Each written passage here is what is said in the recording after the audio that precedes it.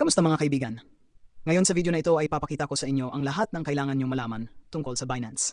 Susuriin natin ang lahat ng hakbang-hakbang at ito ay isang kumpletong tutorial para sa mga baguhan, kaya kung bago ka sa Binance, ang video na ito ay para sa iyo. Magsisimula tayo sa paggawa ng Binance account at pag-verify nito. Pagkatapos, pupunduhan natin ang ating account gamit ang fiat currency o cryptocurrency at susunod ay titingnan natin kung paano bumili at magbenta sa Binance Exchange. Ngayon, isang maikling pahayag ng disclaimer bago tayo magsimula. Hindi ako isang financial advisor o cryptocurrency expert. Kaya ang video na ito ay para lamang sa impormasyon at ang lahat ng aking sinasabi ay tanging aking personal na opinyon at wala sa mga ito ang dapat ituring na financial advice. Kaya simulan na natin. Ayos. Kaya't unang kailangan nating mag-sign up para sa isang bagong Binance account. Ngayon, i-click ang mag-sign up gamit ang telepono o email at piliin ang opsyon na gusto mo. Pagkatapos, kailangan nating piliin ang iyong bansa dito. Kaya i-click ang kumpirmahin at ngayon maaari kang lumikha ng isang personal na account o isang business account depende sa iyong pinili. Dito, kailangan mo lamang ilagay ang iyong email address at lumikha ng password. Ngayon, pahalagahan ko sana kung gagamitin mo ang aking referral code sa field ng referral ID dito. At i-type ang code na makikita mo sa screen ngayon. Ang referral code ay T7J9MB5J. Ngayon, i-click ang susunod kaya magpapadala ang Binance ng verification code sa iyong email o telepono. Ngayon, kopyahin ang code dito at i-click ang ipadala. Dito, ilagay lamang ang iyong numero ng telepono at i-click ang susunod. Pagkatapos ay makakatanggap ka ng verification code sa iyong telepono, ilagay ang code dito at ipadala. Ayun, nalikha na natin ang ating Binance account. Ang susunod na hakbang ay ang pagkumpirma ng pagkakakilanlan. Dito, i-click ang kumpirmahin ngayon. Kailangan mong punan ang iyong personal na impormasyon at kailangan mo ring magkaroon ng uri ng pagkakakilanlan tulad ng isang government ID o pasaporte. Ngayon na natapos na ang pagkumpirma ng pagkakakilanlan, ang susunod na hakbang ay ang seguridad. Kapag na-set up mo na ang iyong account, ang unang bagay na dapat gawin ay siguraduhin ang iyong account bago gumawa ng anumang deposito sa iyong Binance account. Ngayon, mariin kong inirerekomenda ang paggamit ng isang application tulad ng Google Authenticator dahil kung gumagamit ka ng text messages, ang mga hacker ay maaaring gumawa ng tinatawag na SIM swapping na kapag nakuha nila ang access sa iyong password at mga text message. Kaya, at ito ang dahilan kung bakit ang Google Authenticator method ay mas ligtas. Gawin natin ito dito.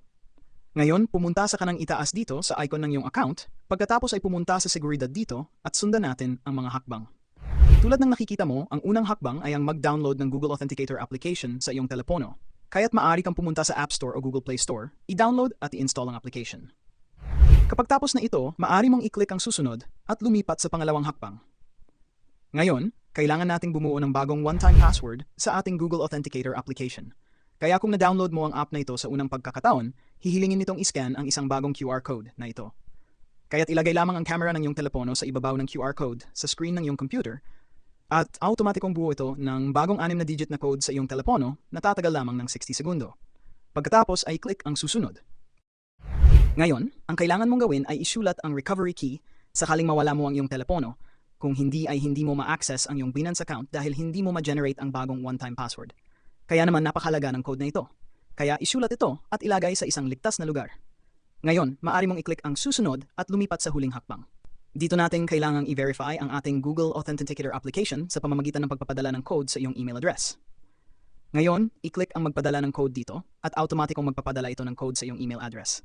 Pagkatapos, kailangan mo lamang kopyahin at i-paste ang code dito. At kailangan mo ring i-type ang code mula sa iyong Google Authenticator application. Ang code na kakagenerate lang natin. Kapag nagawa mo na ito, maaari mong i-click ang ipadala.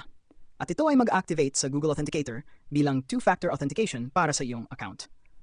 Tulad ng nakikita natin dito, ito ay naka-activate na. Ngayon, kung gusto mong gawing mas ligtas ang iyong account, maaari kang kumuha ng isang device na tinatawag na YubiKey, na isang hardware device na kailangan mong ilagay sa USB port ng iyong computer, at maaari ka lamang makapasok sa iyong account kapag nakakonekta ang device na iyon sa iyong computer. Pero para sa akin, sapat na ang Google Authenticator. Kaya mga kaibigan, dito nagtatapos ang ating talakayan para sa araw na ito. Maraming salamat sa panood hanggang sa katapusan ng video. Ito ay isang kumpletong tutorial para sa mga nagsisimula. Ngunit kung nagustuhan mo ang tutorial na ito, paki-comment sa ibaba at sa susunod na video ay gagawa ako ng isang mas advanced na bersyon. Kaya kung hindi ka pa nakapag-sign up para sa isang Binance account, gamit ang link ko sa ibaba, lubos kong inirekomenda na gawin mo ito. Ilalagay ko ang link sa ibaba at makikita mo rin ito sa screen. Maraming salamat sa panood. Magkikita tayo sa susunod na video.